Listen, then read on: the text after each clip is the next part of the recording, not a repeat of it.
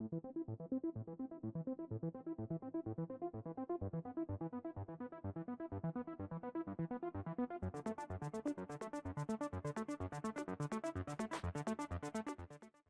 everyone, welcome back to the range. My name is Matt, also known as the Ammo Nerd, and we have a brief ammunition review today from Callaway Ballistics in our Hush Caliber 300 Blackout. This is a 220 grain total metal jacket. Let's throw him on the table and talk about what we're going to do today. In full transparency, Callaway Ballistics provided us with a lot of different ammunition types for me to review and provide you guys feedback on. So if you're looking at them trying to make a buying decision, you guys have this data for you. We have a Pro Chrono Pal Chrono Digital DLX at approximately 12 feet. It's 80 to 85 degrees outside today, very buggy, I should say. We have 3 different barrel lengths for our 300 Blackout, a 7.5 inch, 10.5 inch, and then a 16. For our subsonics, we try to check the velocity out of all those 3 barrel lengths to ensure that it's going to remain subsonic. We also test our bullet stability, because if that bullet is not flying true and you throw a can on there, that's how you end up with baffle or end cap strikes, which will ruin your day. Our first firearm up is our 7.5 inch PSA pistol, Yankee Hill QD single port muzzle brake, Trijicon MRO up top, just a very typical build.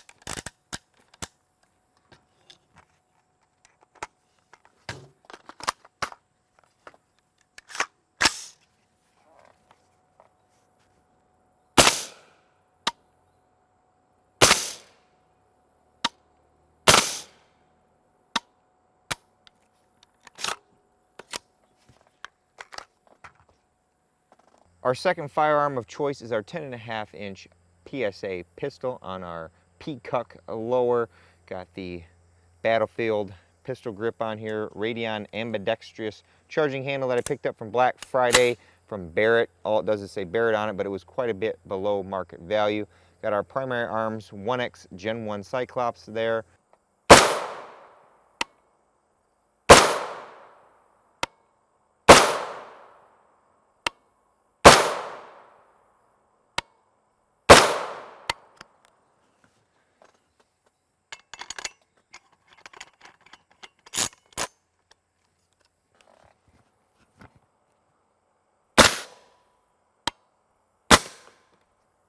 Our final gun was our 16 inch Palmetto State Armory. This is on the Virginia 15 lower, more mission first tactical pistol grip and butt stock here.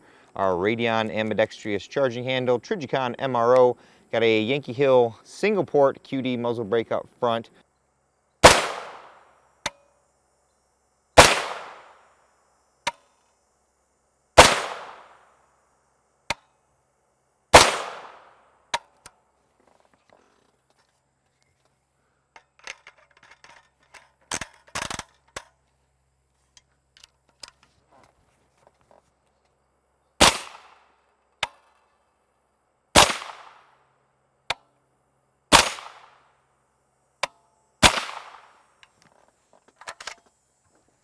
I don't know a lot of people who shoot subsonic 300 Blackout out of a 16 inch barrel, but again, this is why I do these testings, so that if you guys are looking at buying some of this, that you know in a 16 inch barrel, you potentially could go supersonic. You know, I'm a little about 1,000 feet above sea level. It's 80 degrees outside today. In colder temperatures, it could be a little slower. Here is our subsonic Callaway Ballistics 300 Blackout at 100 yards using the 10.5 inch PSA build. Got a primary arms 18 power first focal plane scope up there in a lead sled. Our best group was with our JK Armament rifle kit Form 1 suppressor down here, 1.214 inches. Seems like we can get 3 of them really close, and then we get a couple flyers, which is just right the same over here. This was, I think, when I had a light primer strike, and that was a rechambered round, because I've got 4 of them all within about an inch. No can, 2.436 inches. Again, we've got 3 of them really close. Then we got 2, flyers. And then I threw the Yankee Hill Phantom M2 on there. Those 5 shots in the circle are 2.674 inches. So at 100 yards, not too shabby. It's about 80 degrees outside today. You can see the target very well. I'm pleased with those for a plinking round in a full metal jacket.